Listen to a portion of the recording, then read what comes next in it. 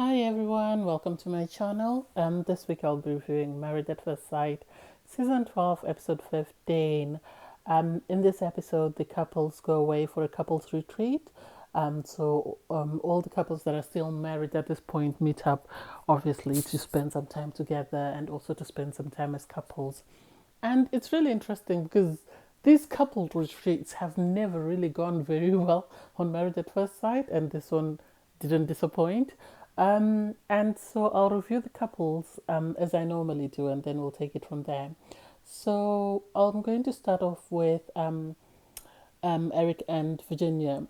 For me, Erik and Virginia, I think Erik and Virginia, I think Clara said it best that they need to be careful that they don't just focus on the infatuation and actually work on their marriage because I know they have problems. People say Erik is controlling.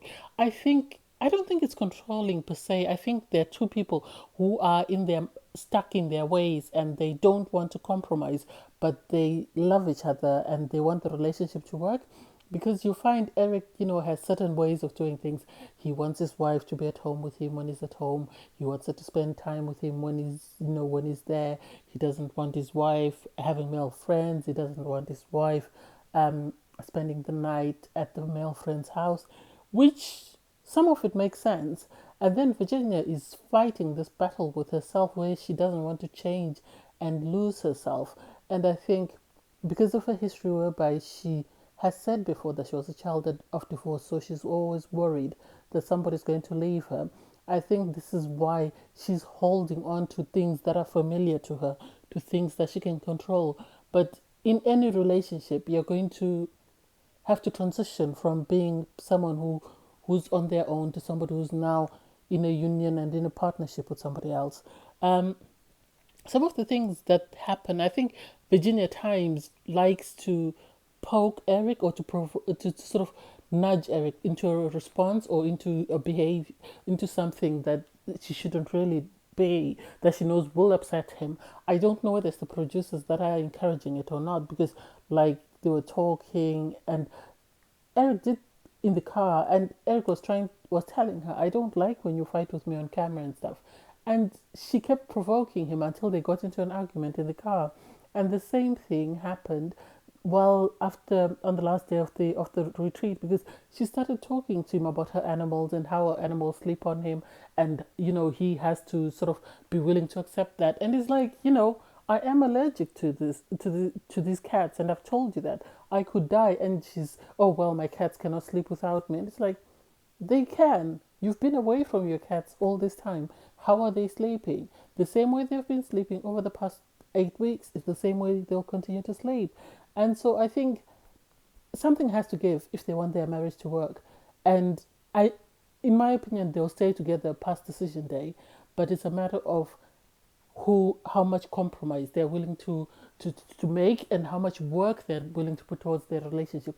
Because I think I've said this before, and I always say this in every review that Virginia needs counseling. She needs personal counseling, and then they need counseling as a couple. Because I think the issues that she has from her family and the abandonment issues are some of the things that are sort of standing in her way with her marriage with Erik. And I think Erik also needs to understand that you cannot always be in control of everything around you. I know as a military man, maybe he's used to certain ways of doing things, but he has to understand that he's now in a marriage. He has to compromise. He has to be willing to sort of be flexible. Because if they were to have a family, you cannot have a strict routine with kids because anything will happen. Kids are very unpredictable. So I think it's a matter of them taking time to understand each other and learn. And for me,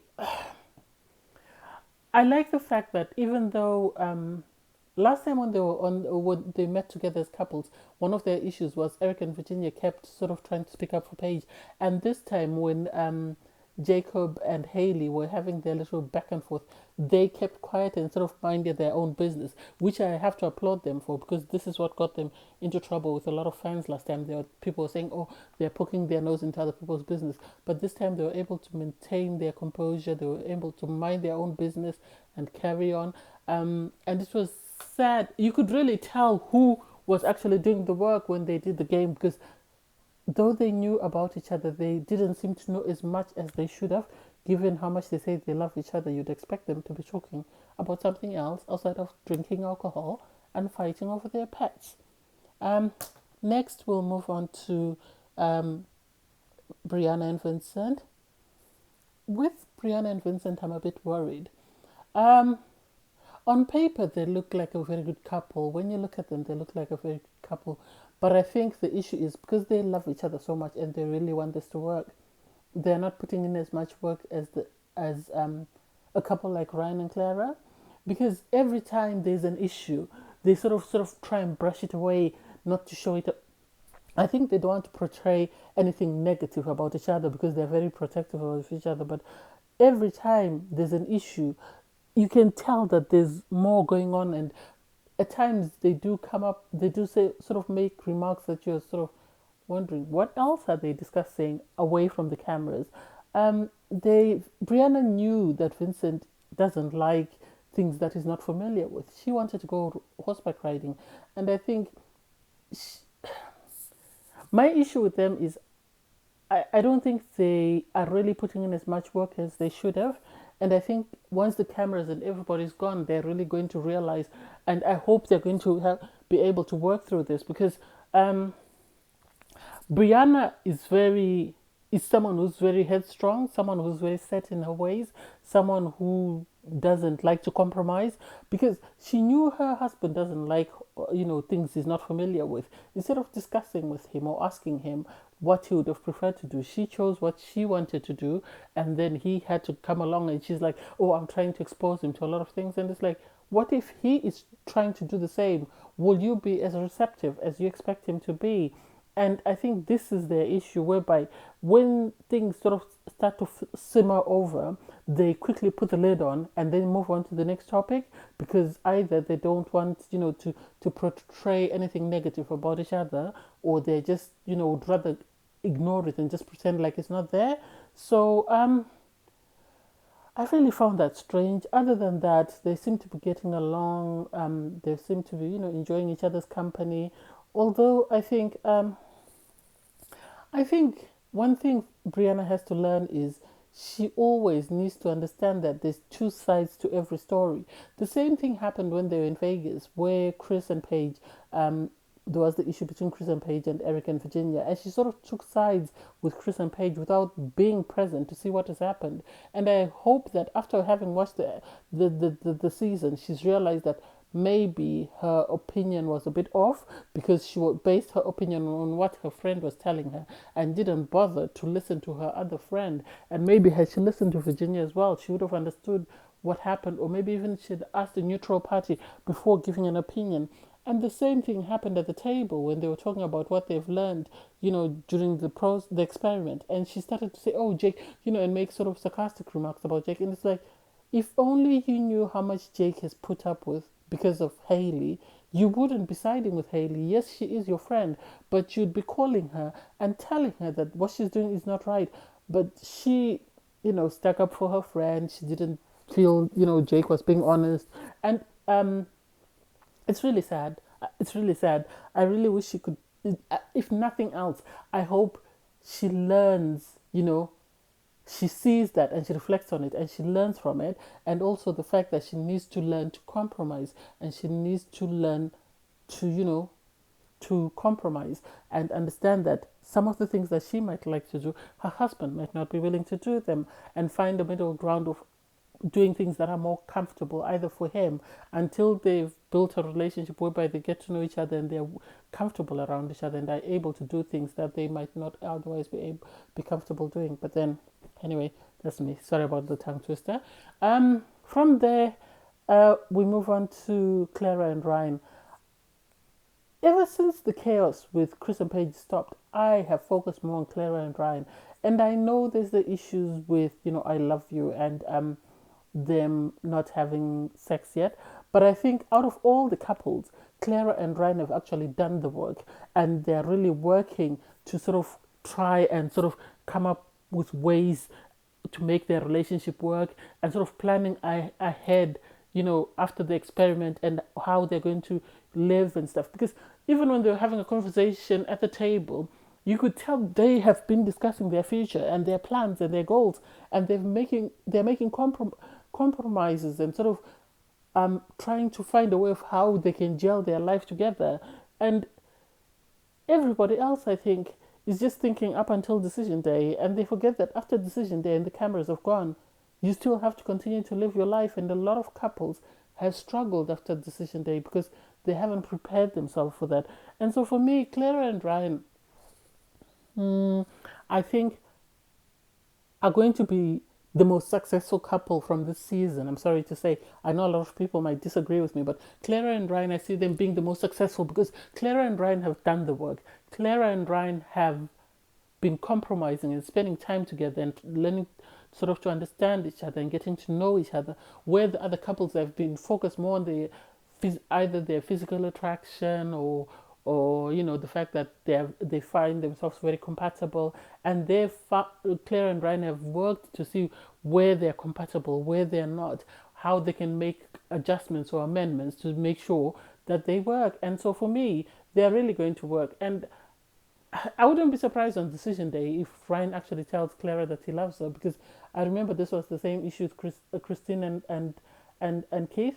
And on decision day, that's when he told her, "I love you," and it was, you know, it was the thing that Christina had been waiting all season for. And when she told him, she was so excited and so happy. And I think for them, this most probably is what's going to happen. And I'm really sad that people are giving Ryan a hard time for not sleeping with Clara, because in Miles' season they didn't have sex and people didn't criticize, Miles' wife as much as they're doing him. And so it's really sad that they've chosen to sort of criticize Ryan. At least he's doing the right thing by not just sleeping with his wife and then saying negative things behind her back. He's taking the time to know her. He's working hard for his relationship to make sure that they're compatible and that this relationship will last after decision day. So hopefully, they continue to work and continue to grow and have a successful marriage. From there, oh God, the final chaotic couple left, um, Jacob and Haley. Jacob and Haley, for me, I think, are heartbreaking.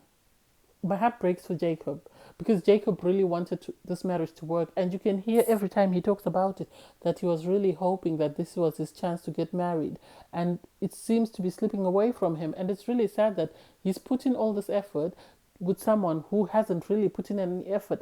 And it's surprising that every time she's with Jacob, Haley's with Jacob, she's got a long face, and then suddenly on this couples retreat, she's laughing so much. She's in this bubbly, joyful mood, and it's like, you're two different people. This is not the person that you've been presenting to your husband. The person you're presenting to your friends is totally different from the person you've been presenting to your husband. They obviously didn't go together to the couples retreat. Jacob drove on his own and she drove on her own, and it made sense when he said it's a 5-hour drive. We're not getting along. It would be a very awkward drive, so it's best that we drive in separate cars, which made sense to me. And what I don't get is the fact that Haley is telling everybody she's trying. She must be trying on a different show to the one that I'm watching, because somebody in the last 2-3 weeks must have told her that you're not coming across, must have told her she needed to apply herself a bit more, because in the past 3 episodes she's been sort of saying she's trying, but it hasn't been any better than what she's shown us in the previous 12 episodes. She hasn't made an attempt to make her relationship work. She hasn't really given this man a chance, and she's constantly picking on him.